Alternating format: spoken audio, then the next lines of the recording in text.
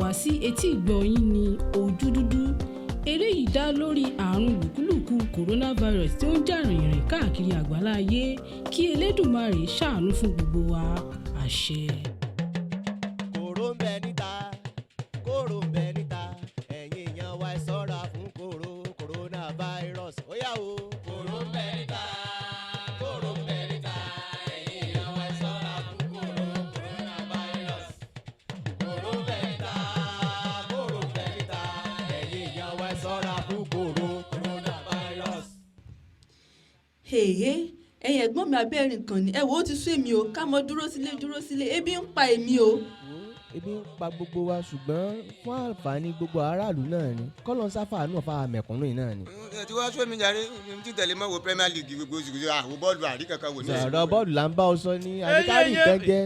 ẹni ẹ dákẹ́ ń bẹ̀ èmi ò mọ̀ ní ìgbàgbọ́ pé àìsàn lùkúlùkù coronavirus lè pe yẹn kankan nílẹ̀ wa yìí ooru bẹ́lẹ̀ yìí. ẹ̀gbọ́n mi.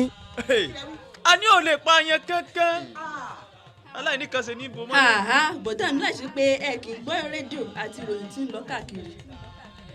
wo àbúrò mi Àṣàkẹ́ bí tó ti sọ̀rọ̀ tó ò parọ́ lóòrọ̀ yìí gan ni mo gbọ́ lórí rédíò ìkànnì ayélujára kan tí wọ́n ń pè ní GVBN pé àìsàn lùkúlùkù coronavirus yìí wọ́n ní ó mà le gidi gan tó yẹ pé ìjọba gan wọ́n ti kéde pé kó ní ó gbélé nítorí àìsàn coronavirus yìí láti aago 6 tó bá ti ń di láàárọ̀ tó fi dago 7 alẹ́ nìkan la lè jáde aago 7 sí aago 6 báyìí wọ́n ló ń kálukú ó gbélé ni. àìmọ̀kànmọ̀kàn ní í ṣe gbogbo yín aláìní kan ṣe ẹ jẹ́ lọ́wọ́ ṣẹ̀ṣẹ̀ ẹ jáde kẹjà yí orí yín ẹ bóde ẹ ṣeré lọ.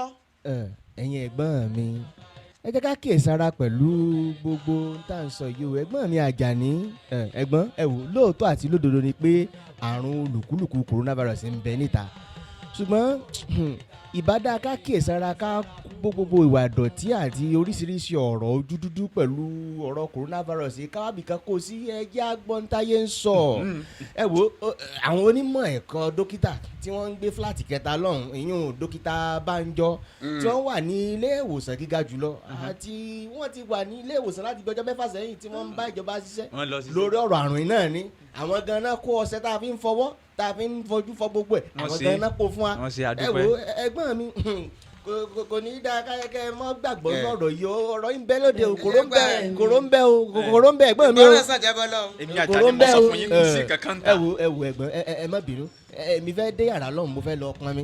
èmi ń ṣe é lọ tá. ẹ má lọ ẹ̀gbọ́n mo ṣe é lọ. Àṣàkẹ́ àbúrò mi mú sùúrù kẹ́ ń pọn mi kó wá dáná ní tá jẹ. bẹ́ẹ̀ sátàpẹ́ dáná lẹ́wọ̀ èmi ń ṣe é lọ́n tèmi o. àmọ́ bá yín dá ẹ̀gbọ́n dámọ́ ta lọ díẹ̀ àwọn aláìní kan sí wọn kọ́ wọn jókòó kalẹ̀. ẹ tó gún lọ́rùn.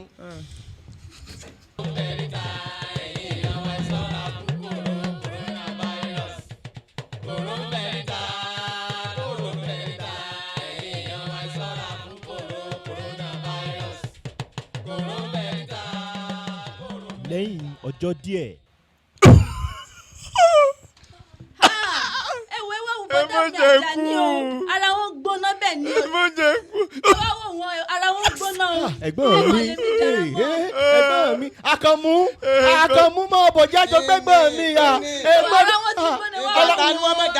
ara wọn gbóná ẹ̀gbọ́n mi. ikú mi ọ̀dà báyìí o. ẹ̀gbọ́n mi èlékú sẹ́ẹ̀rí ẹ̀gbọ́n mi sẹ́ẹ̀rí òótọ́ ni pé àrùn lùkúlùkù coronavirus yìí ń bẹ níta sẹ́ẹ̀rí kálẹ̀ ẹgbọ́n náà jọ kìíní àná tàṣẹ ìjọba ti jáde pé ká fìdí mọ́lé ẹ ò ní kó wàhálà àrùn lùkúlùkù coronavirus yìí báyìí náà àwa náà ti wá wà nú ẹrù tó lòun là ń fọwọ́ gbé yín lórí forí gbé yín ikùn mu yín náà ní sọ́sí yàn lọ́wọ́ ẹgbẹ́ mi ẹ má wù kọ́ sí ẹgbẹ́ mi ẹ jà ẹgbẹ́ kú ẹgbẹ́ mi lọ lé ìwòsàn ẹgbẹ́ mi.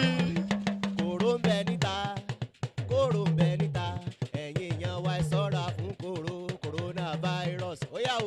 kòró ń bẹ níta kòró ń bẹ níta. ẹ jọ̀ọ́ ẹ jẹ́ ká fi ara mọ́ òfin àti ìmọ̀ràn ìjọba lórí ọ̀rọ̀ fífi ìdímọ́lé àti ìmọ́tótó tí ìjọba ìpínlẹ̀ Ọ̀yọ́ àti tàpapọ̀ sọ síta kí Olódùmarè fi àánú rẹ̀ hàn fún gbogbo àgbáláyé àṣẹ.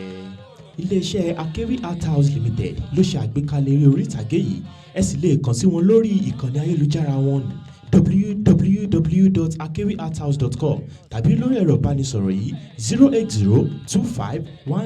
08025197198 08025197198. òǹkọ̀tàn eré náà ni Enoch Anúolúwápọ̀ Òjó tíṣà. àwọn òṣèré tó kópa nínú eré náà ni Àdìsá Olúṣọlá, Joseph Ọ̀kẹ́, Owóẹ̀yẹ Tèmítọ́pẹ́, Àlàdé Yétúndé, Ọlọ́nàdé Joy, Enoch Òjó tíṣà, Akínbọ́lá Démiládé Amos, Adéníyì Ayọ̀bámi, Bùnmi Adédòkun, Adékúnlé Adébíyí. ẹ fojú sọ́nà fún àkọ́tún ipa mìíràn lórí ìkànnì ayélujára GVBN lórí Facebook www.facebook.com/GVBNRadioTV. ó dìgbà.